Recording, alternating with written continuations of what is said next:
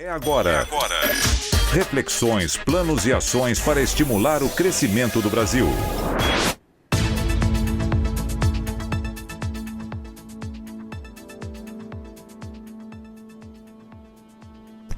Bom, e nós temos hoje um ilustre entrevistado para falar sobre o momento atual e principalmente das perspectivas da economia brasileira. Ele que é o secretário da Fazenda do Estado de São Paulo, Henrique Meirelles.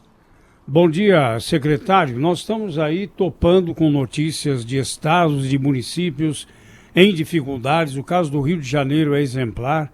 Parou tudo lá na prefeitura. Como é que está o Estado de São Paulo em relação a isso? Não só o governo do Estado, mas também a maioria das nossas prefeituras. É uma situação dramática que muitas delas vivem ou nós estamos em melhores condições do que outros estados e municípios brasileiros? Bom dia. Bom dia. Bom dia a você, bom dia a todos os demais, bom dia aos ouvintes. Como é que nós estamos, secretário? Bem? O Estado de São Paulo está numa situação mais equilibrada. Nós começamos o ano com um déficit previsto de 10,7 bilhões de reais. Durante o ano fizemos aí uma série de ajustes, primeiro ajustes na despesa, depois algumas ações fortes na receita, principalmente de fiscalização, e ações também normativas, como, por exemplo, a criação do parcelamento especial dos débitos, que é o que se chama de um refis estadual. Houve uma adesão muito boa. Então, com tudo isso, nós fechamos as contas do Estado de forma equilibrada. Não é que está sobrando dinheiro, não é que exista condições de descuidar, não, mas o Estado de São Paulo está equilibrado. O que, de fato, é uma situação no Brasil bastante privilegiada, no sentido de que a maioria dos estados tem dificuldades grandes, inclusive um certo número de estados já em situação grave, não é? Inclusive solicitando ajuda do governo federal. Temos aí o Plano Mansueto de ajuda aos estados e etc. A situação, evidentemente, do Rio de Janeiro é uma situação mais séria, uma situação mais dramática. No caso, você se referiu à situação da Prefeitura do Rio de Janeiro.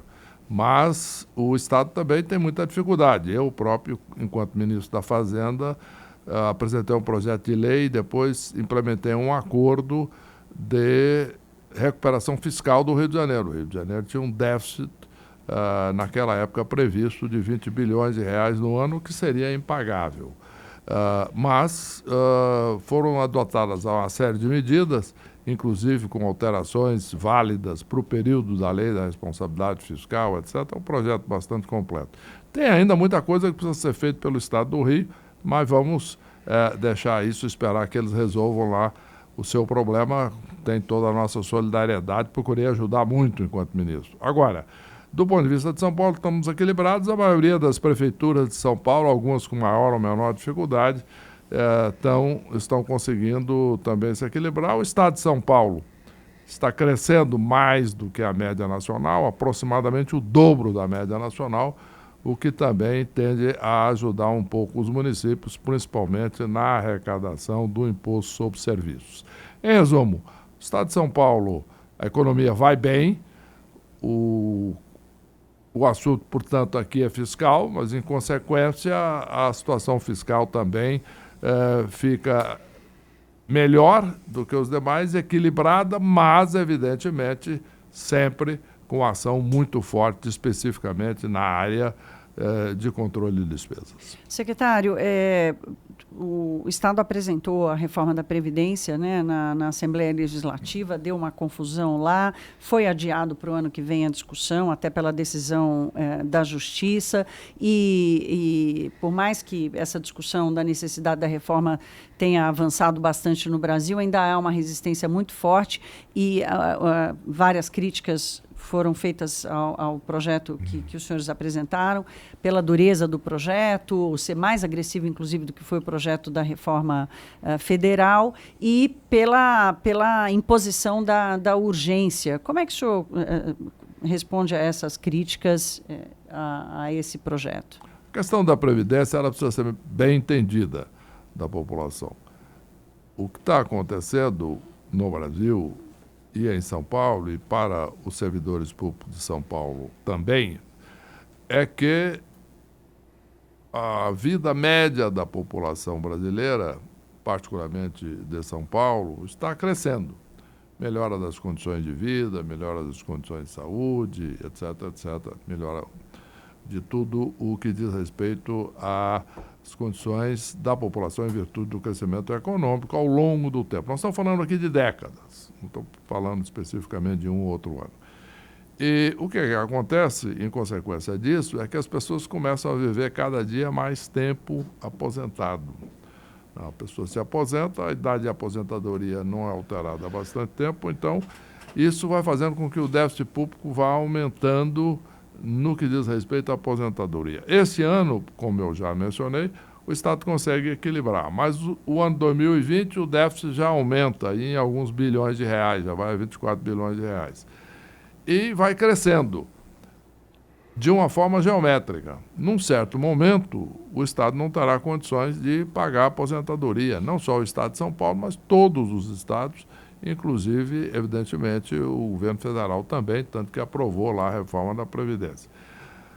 O projeto, portanto, é algo que eu tenho dito várias vezes, a discussão não é se devemos fazer uma reforma da Previdência, é quando será feita a reforma da Previdência e quanto mais cedo melhor, porque a demora torna a necessidade de ser cada vez uma reforma mais dura, uma reforma que prevê condições piores. A reforma da Previdência Estadual ela é equilibrada, houve algumas mudanças na federal que pode dar essa característica, de alguns pontos pode-se julgar que a estadual é mais dura ou não, mas ela é equilibrada, ela é professor e policial, por exemplo, é mais duro aqui?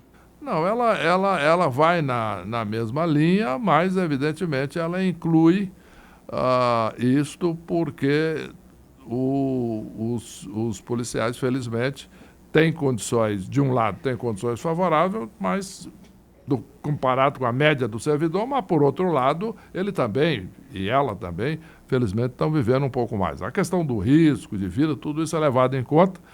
É levado em conta não só nisso, mas é levado em conta também em questões remuneratórias, etc., etc., como deve ser, mas a reforma certamente é fundamental. Agora, o que foi objeto de grande discussão quando eu estive na Assembleia, por exemplo, não foi isso.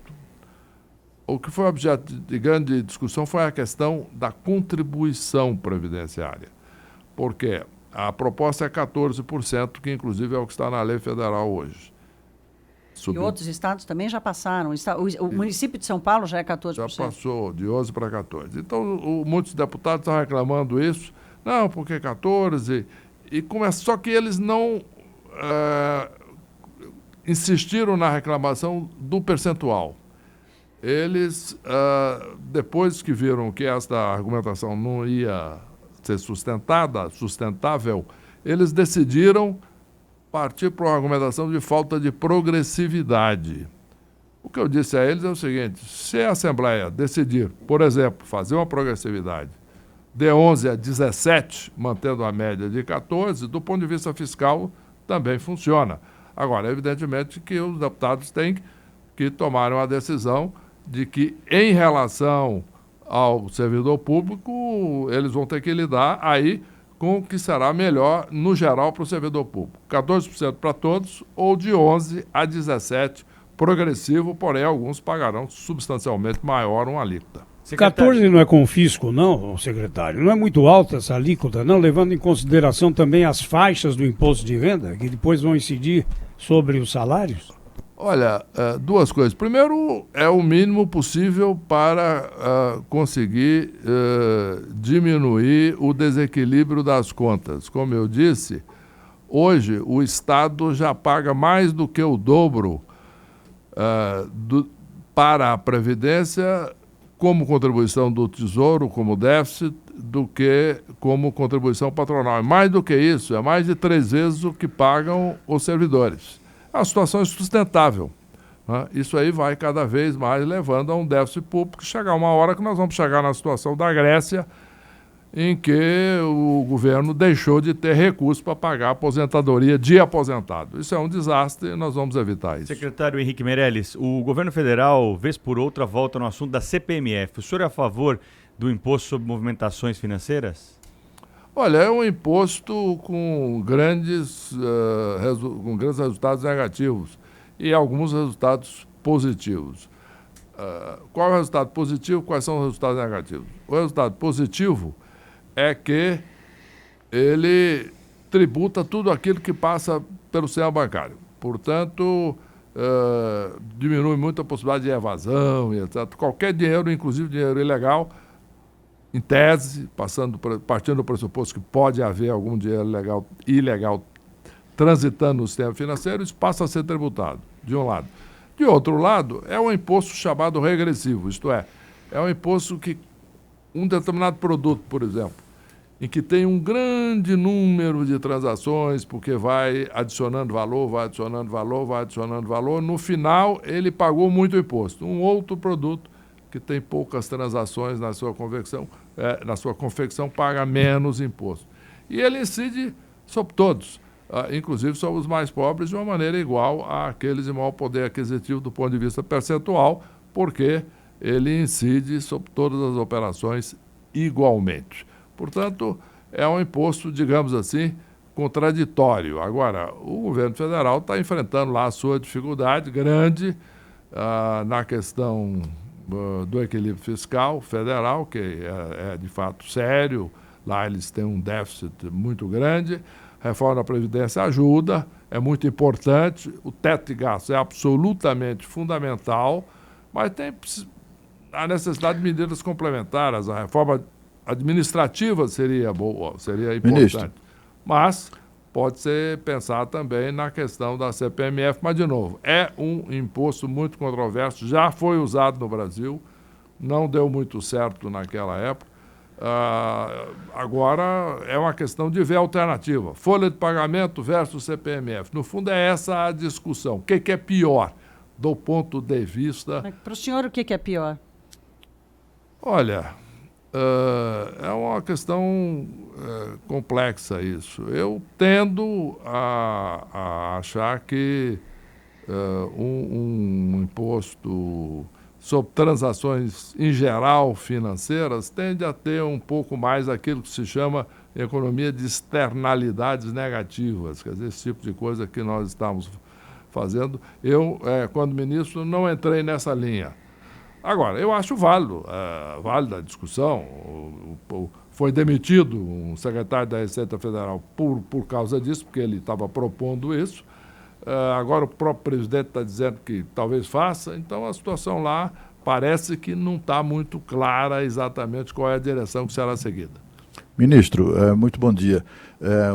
Os fundamentos aí do crescimento, da retomada do crescimento, começaram, na verdade, na sua gestão lá do Ministério da Fazenda, né? Mas hoje a gente vê um otimismo crescente no país. O professor Delfim Neto, por exemplo, já faz uma projeção de crescimento em 2020, da ordem de 2,5%. O senhor é otimista em relação a isso? A sua estimativa também bate com essa de 2,5%? É maior, é menor? Como é que o senhor vê o nosso futuro imediato? Cláudio, eu gostaria de dizer o seguinte: eu concordo com essas projeções. Eu acho que, de fato, 2,5% é um número razoável para 2020.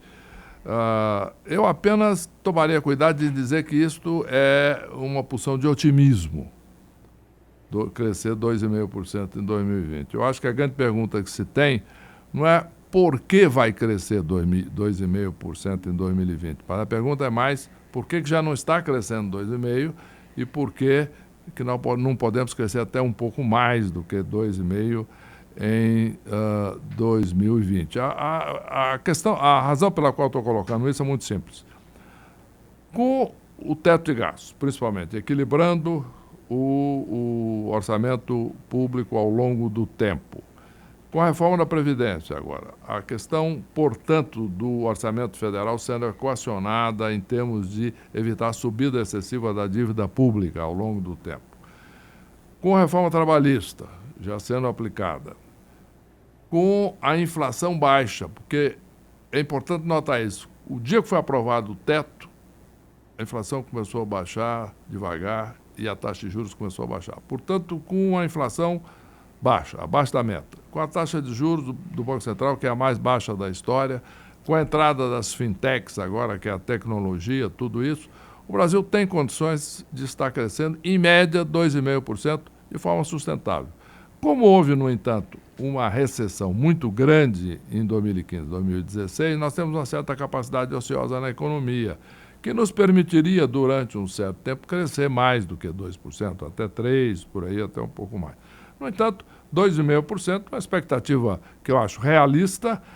Esperamos apenas que o Brasil possa, nos próximos anos, crescer ainda mais. São Paulo está crescendo mais, a nossa expectativa para o próximo ano é mais de 3%. Portanto, é a direção que eu acho que o Brasil deve seguir. Secretário, o IPVA é uma das formas de arrecadação, logo no início do ano, que salva muitas vezes os cofres públicos. Estamos tendo a notícia aí, até surpreendente, de que o IPVA 2020 é mais baixo do que o 2019. E uma outra questão envolvendo esse imposto sobre veículos é quando o senhor vai pôr em prática o parcelamento de débitos do IPVA, exemplo do que já fez com o ICMS. Olha, o IPVA, de fato, ele tem aí uma série de características. Nós estamos procurando aperfeiçoar isso o máximo possível. Evitamos qualquer mudança de data no IPVA, que isso é uma coisa que muitos chegaram a propor, visando complementar o orçamento desse ano, quando ainda estamos com perspectiva de um certo déficit, etc. Evitamos isso, o IPVA está na data correta, adequada, e mais do que correta, a outra seria também correta, mas é a data em que a população está acostumada. Portanto, é mais adequado, etc., manter essas datas. Nós estamos mantendo isso. Agora, algumas modificações nós estamos estudando para fazer com calma, não é algo para fazer em cima da hora. Uma das coisas que o Brasil precisa cada vez mais praticar é fazer as coisas bem feitas. Eu tenho uma frase que eu uso em toda a minha vida profissional, inclusive na vida pública e privada: vamos devagar, porque eu estou com muita pressa. Meu pai falava isso, viu, secretário, muito, a vida toda. Rafael, secretário, eu queria fazer uma pergunta para o senhor. Qual o balanço que o senhor faz nesse primeiro ano de mandato do governo João Dória sobre o programa de privatizações e concessões em São Paulo? O que vem pela frente e se a aprovação, provavelmente no ano que vem, do novo marco regulatório do saneamento, se ele for aprovado mesmo da forma como está, vai representar alguma mudança na composição societária da Sabesp? Olha, em primeiro lugar, o programa de concessões está indo muito bem. Nós estamos trabalhando já nas concessões, primeiro de ferrovia intercidades, que é muito importante, São Paulo, Jundiaí e Campinas, possivelmente Americana, que é fundamental, porque na macrometrópole, que São Paulo cada vez mais é uma macrometrópole, nós teremos uma necessidade de transporte de massa, principalmente ferroviário. Não haverá capacidade de transporte rodoviário entre São Paulo e toda essa região, Campinas, Americana e Jundiaí. Portanto, essa é uma concessão muito importante, que será toda a concessão para o setor privado. A outra é a Centrovias de Piracicaba até Panorama, na divisa, no sul do estado, que é uma outra concessão muito importante, um investimento aí de 13 a 14 bilhões de reais. Vai muito bem. Estamos trabalhando junto com a Prefeitura de São Paulo em alguns modelos também um pouco mais avançados, como a privatização de marginais, que seja acoplado, por exemplo, a Raposo Tavares, para resolver a questão do pedágio, etc., visando agora, com a despoluição do Rio Pinheiros, que é um projeto em andamento forte, fazer aqui uma outra caracterização da cidade, né? Criando condições aí para ter navegação no Pinheiros, etc., e lazer na região, e modificando todo o, digamos assim, o aspecto, no caso, não só da circulação, mas também da convivência entre aqueles que moram em São Paulo, os brasileiros de São Paulo. Muito bem. Em relação ao saneamento, isso é um problema fundamental. Um dos maiores problemas que o Brasil tem hoje é saneamento. A maior causa de doenças hoje no Brasil é saneamento inadequado. E São Paulo tem muita coisa a ser feita em saneamento. Portanto, a entrada de capital privado na Sabesp é fundamental. Vai depender agora da aprovação do marco regulatório. Esta lei do saneamento, que foi aprovada na Câmara, excelente notícia, muito boa notícia, mas, evidente, agora nós temos que esperar o Senado. Haverá, certamente, a entrada de capital privado na Sabesp. Nós temos duas alternativas aí. Vamos analisar, depois do texto final da lei, qual é a melhor. Alternativa número 1, o Estado dispõe de um pouco mais do que 50% das ações hoje. Fazer uma holding, ficaria com essas 50%, e vender um pouco menos de 50% da holding. Portanto, vendendo um pouco menos de 25% do total das ações da Sabesp no mercado, etc., e isto vai gerar uma possibilidade grande de investimento pela Sabesp e também de arrecadação para o Estado. A outra alternativa seria a alternativa mais radical de privatização. Isto é, o Estado, de fato, vender toda a sua participação. Vamos aguardar como é que fica, de fato, o marco legal, porque aí vamos verificar de uma forma prática, objetiva, qual é a alternativa que gera mais investimento em saneamento no Estado, qual é a alternativa que gera o maior preço da ação para o Estado e a valorização da própria Sabesp. Em resumo, estamos aí trabalhando, temos trabalhado muito com o deputado Geninho, que foi o relator dessa lei do saneamento, com o deputado Rodrigo Maia, vamos trabalhar agora com o Senado, porque isso é fundamental para São Paulo e para o Brasil. Secretário, qual a avaliação que o senhor faz desse primeiro ano do governo Bolsonaro, especialmente da gestão do Paulo Guedes? Uma das maiores críticas a ele é na falha de execução, que ele é um ministro que tem muitas ideias, é muito bom de diagnóstico, mas não é bom de execução. O senhor, essa é uma bandeira que o senhor tem de toda a sua participação no setor público, da sua capacidade de gestão, do foco no resultado e tal, que seria aí uma certa oposição a essa personagem que a gente conheceu do ministro Paulo Guedes. O senhor concorda que ele tem uma falha de execução e que pode ter provocado algum efeito negativo na economia esse ano? Olha, o ministro Paulo Guedes é muito bem preparado, ele tem uma boa formação, você está muito bem intencionado, tem muitos projetos muito importantes para o Brasil. Ele tem um mérito muito grande porque ele adotou uma gestão de prosseguir aquilo que já estava sendo feito. Quer dizer, muitas vezes existe uma tendência no Brasil de mudar radicalmente quando você entra no governo. Tudo aquilo que foi feito antes eu vou fazer diferente. Não, ele fez uma estratégia de continuidade, o que é muito positivo, seja com a reforma da Previdência, seja com outras questões importantes aí, como a linha toda da MP da Liberdade Econômica e etc., e tudo isso que vem na linha da maior produtividade. Objetivamente, o crescimento não está reagindo a isso, tudo como, de fato, poderia, como eu já mencionei.